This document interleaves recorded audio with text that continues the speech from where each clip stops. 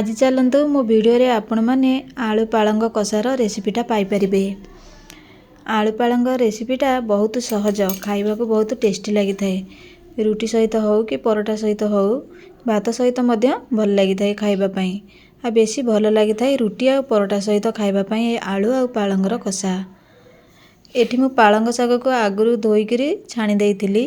ता सहित मु आलू नै जाइछि, मटर, टमाटो, पियाज, अदा रसुण छेचा।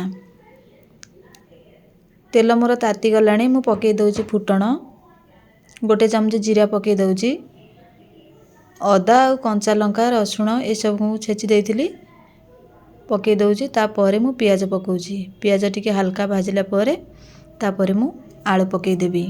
आपण माने एई भली थरे बनै कि खांतु आ घरे पिला माने को दियंतु खाइबा पई।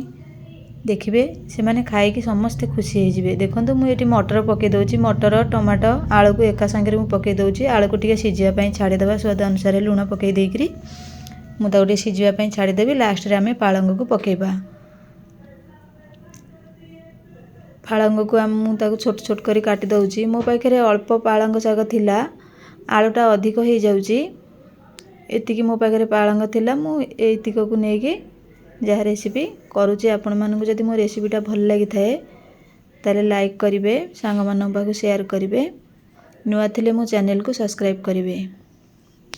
मु एटी हाफ चामच जीरा गुंड, धनिया गुंड, गरम मसला, लंका गुंड गोटे चमच देकी ता सहित मु कषई दउछि।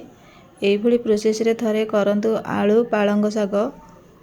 मटर भी आपण माने स्किप करि पारंती, जेहेतु मटर रो सीजन आछि मु पकई दउछि। देखंतु आपण माने जानिसंती ए जिंसटी कोन? जदि जानि नाहंती ताले मते कमेंट रे पचारंतु, मु कहिबी। ता सहित एटा आलू आ पालंग सहित मु आकु लास्ट रे पकेइबी। बढ़िया सुंदर जिंसटी, जदि जानिसंती ताले मते कहिबे। जदि न जानिसंती मु आपण मानकु मते पचारले मु कहि देबी। देखंतु जेहेतु मो पाखरे आलू अधिक आ पालंग शाग कम थिला, सेति पई मु लास्ट रे टिके मटर को चॉप करिकरी मु पकई दउछि। बेसी आलू तरकारी रे हेले आलू आलू लागिबो बेली मु सेति पई मटर को चॉप करिकरी पकई दउछि। मटर रो सीजन जेहेतु मु सबुथिरे मटर पकई दउछि। आपण मानकर खुशी, आपण माने पकई पारंती, न पकई भी पारंती। एमती आलू आ पालंग को कले तार स्वाद भी भल लागिबो।